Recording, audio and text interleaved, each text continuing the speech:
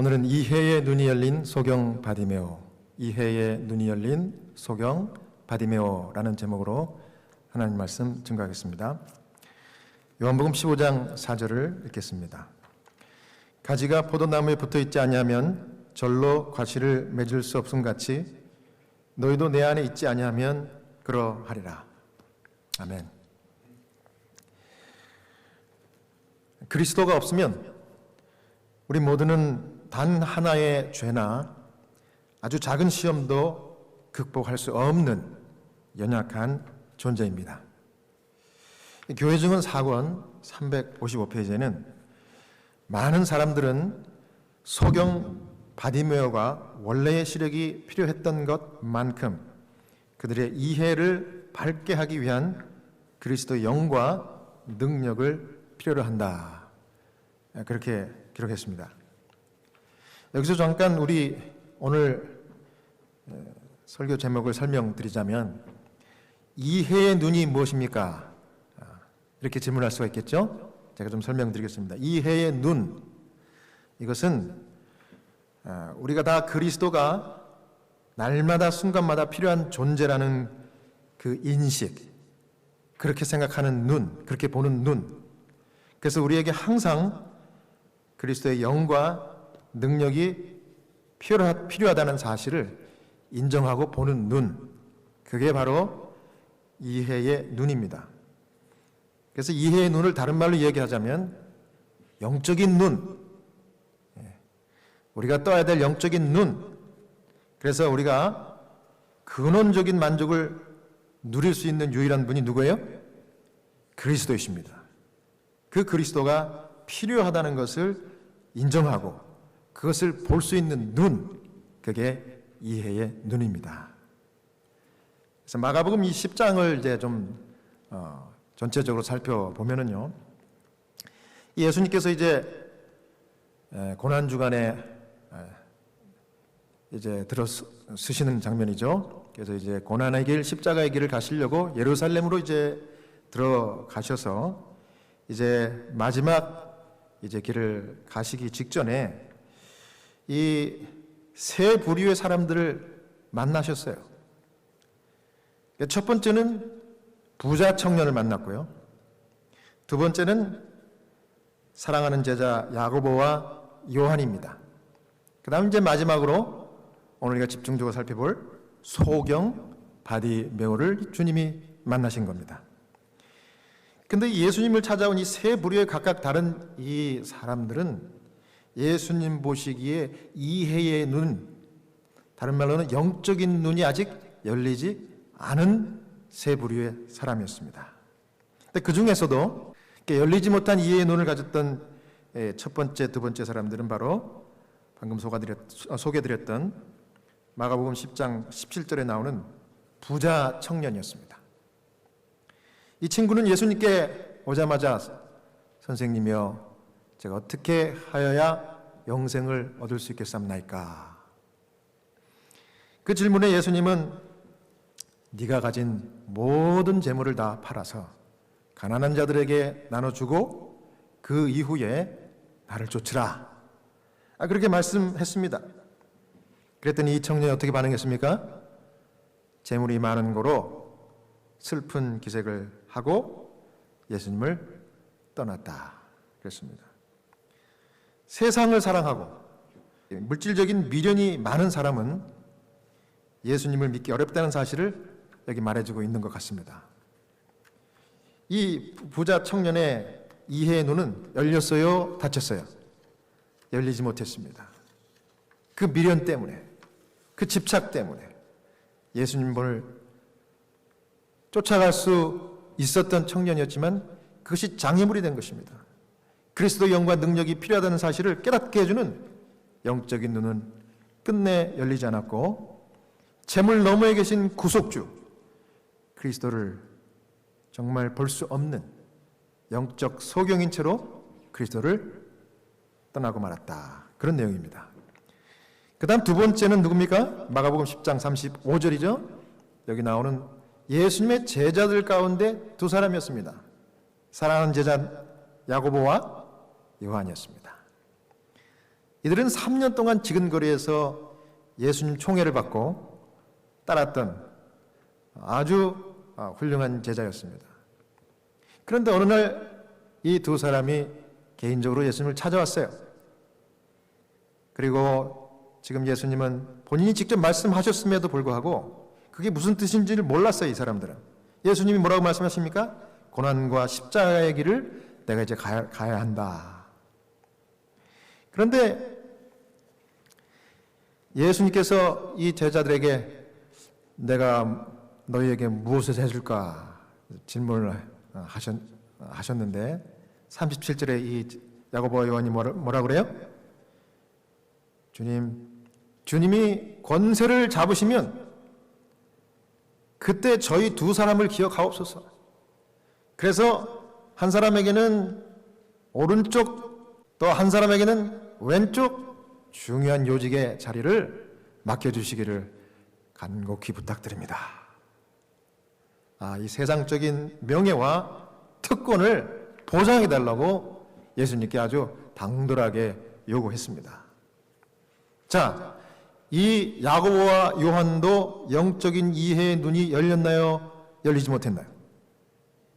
열리지 못했습니다. 왜냐하면 저들에게도 지금 그리스도의 영과 능력이 절실함에도 불구하고 그걸 깨닫게 해주는 영적인 눈이 열리지 않았던 이유는 그때까지 집착했던 뭐예요?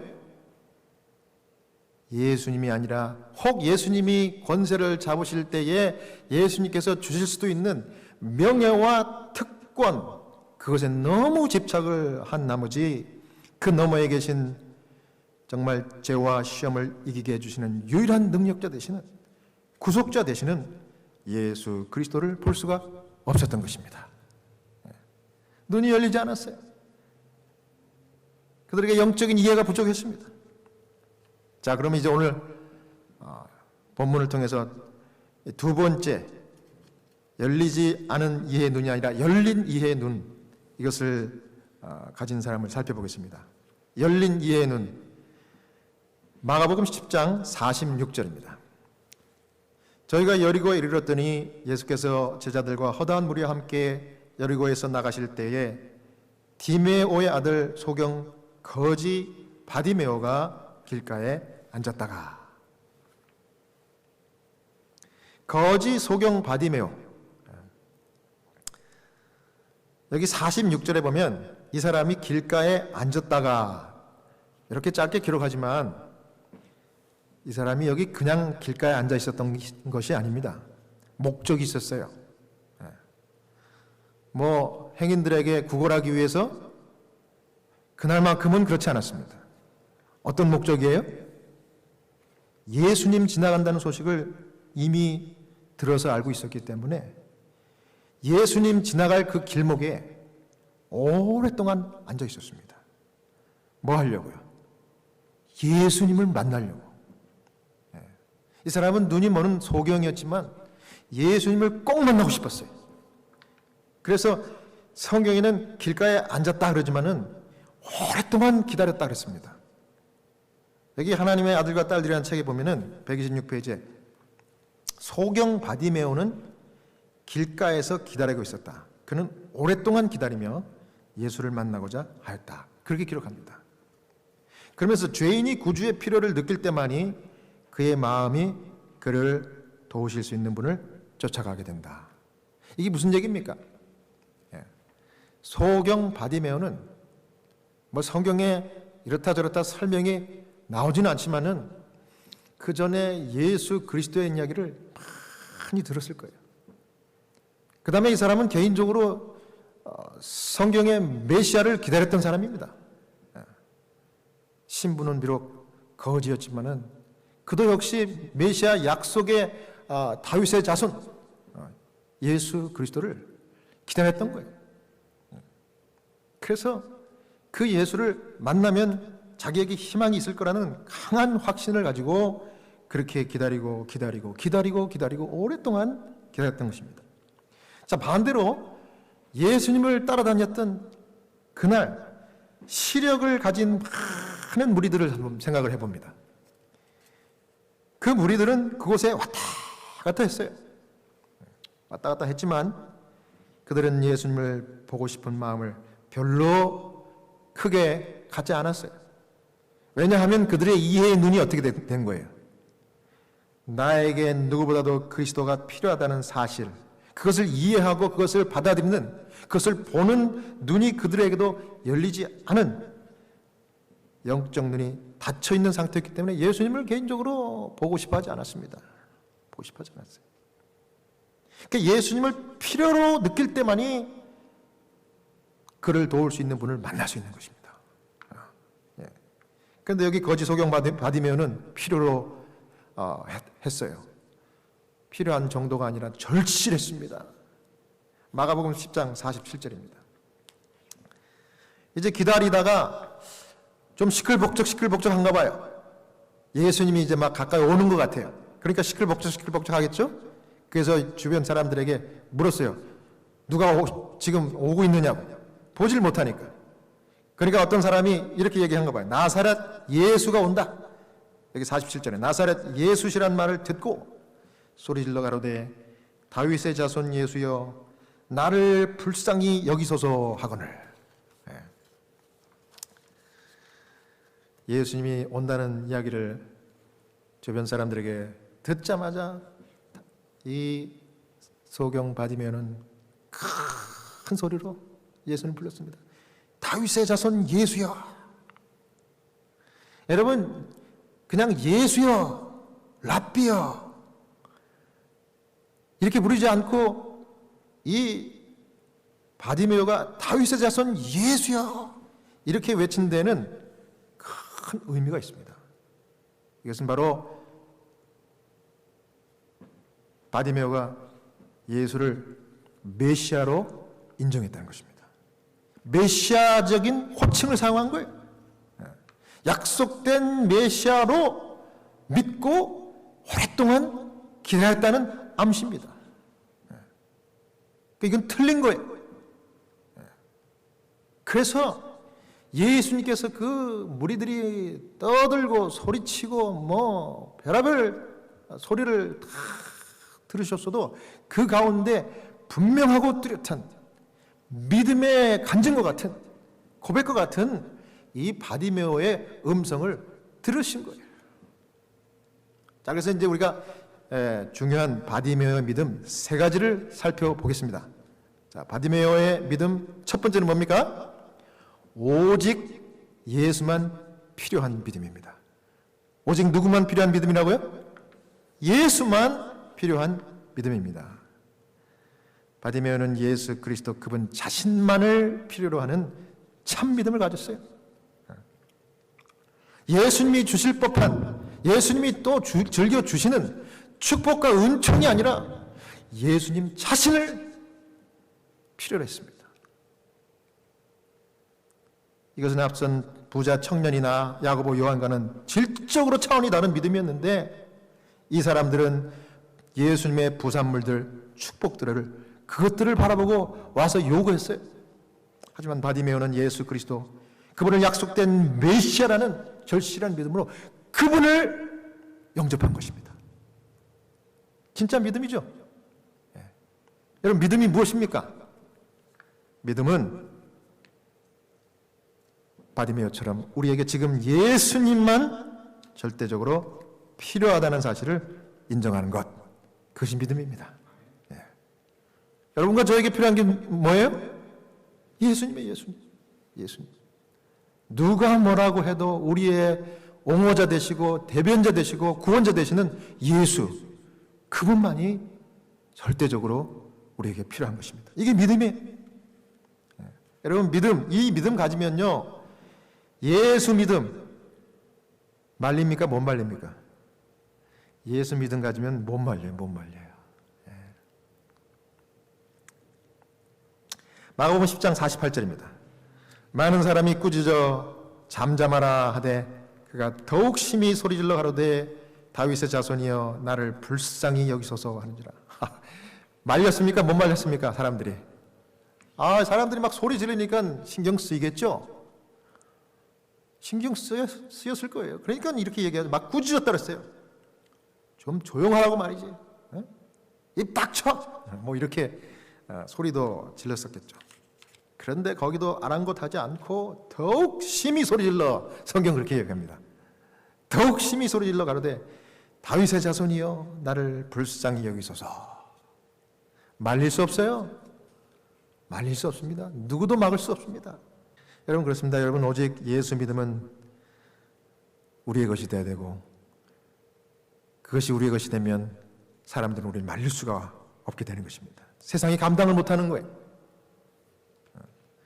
여러분 그래서 진짜 믿음을 가지면요, 진짜 믿음을 가지면 자연스럽게 주님 앞에 나오게 되어 있습니다. 그게 제일 중요하니까. 여러분 전도해 보실 때 교회 나오세요, 복 받으세요, 뭐 이런 얘기 하죠. 안식일 주님 전에 나와서 경배하세요. 그러면 핑계를 많이 합니다. 시간 없어요, 바빠요. 이게 무슨 뜻입니까? 진짜 시간이 없는 거예요?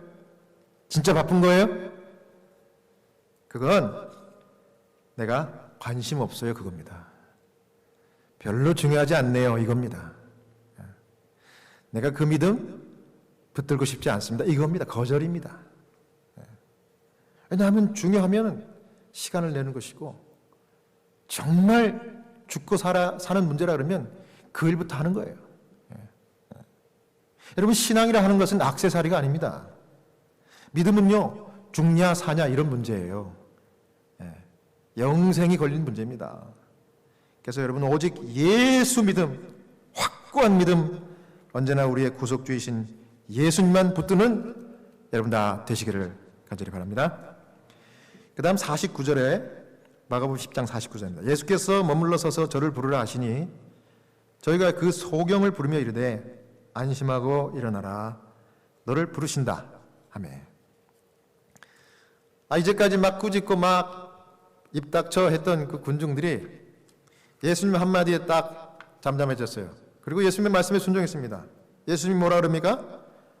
저 사람을 부르라. 그러니까 이제 그 사람들이 이제 소경에게 가서 안심하고 일어나라 너를 부르신다 그렇게 한 겁니다.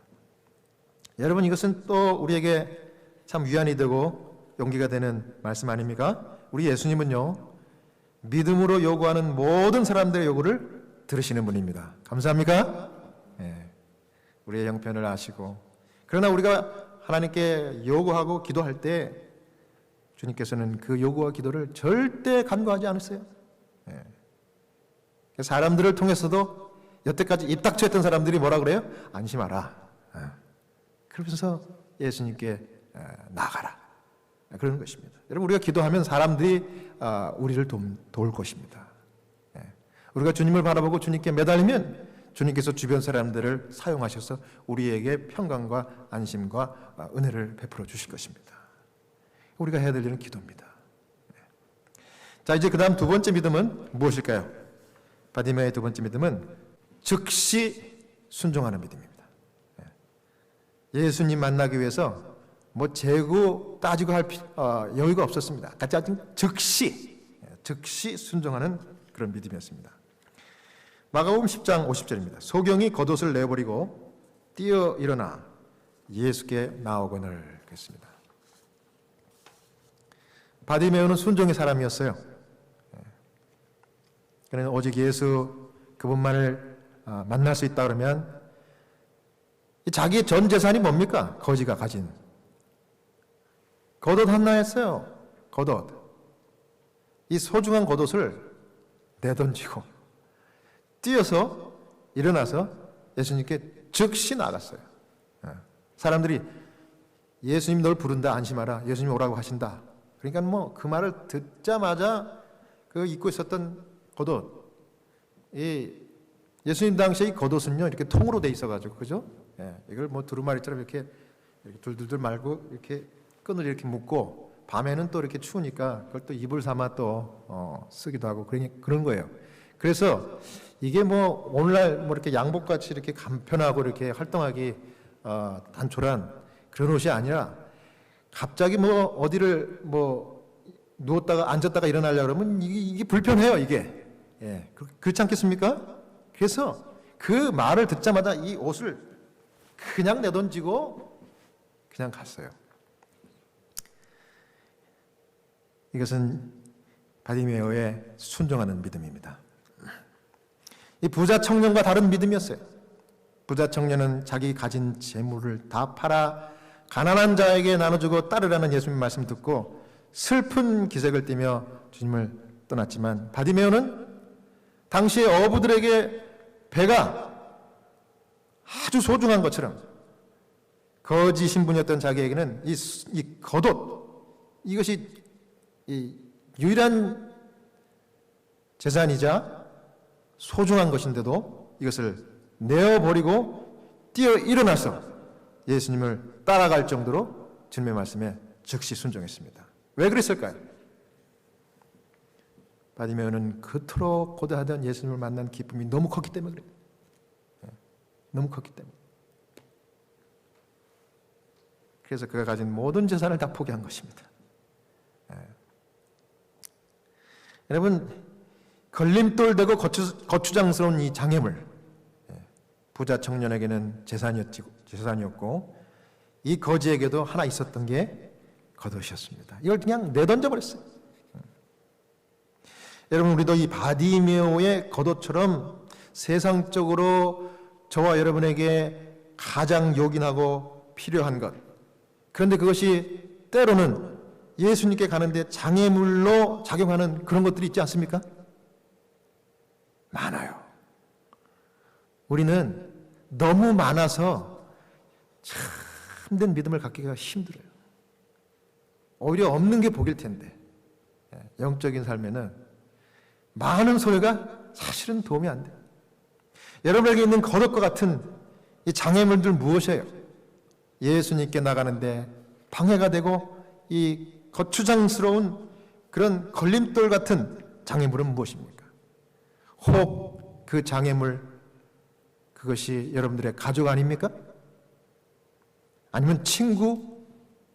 아니면 여러분들의 사업? 그 어떤 것? 여러분, 무엇입니까?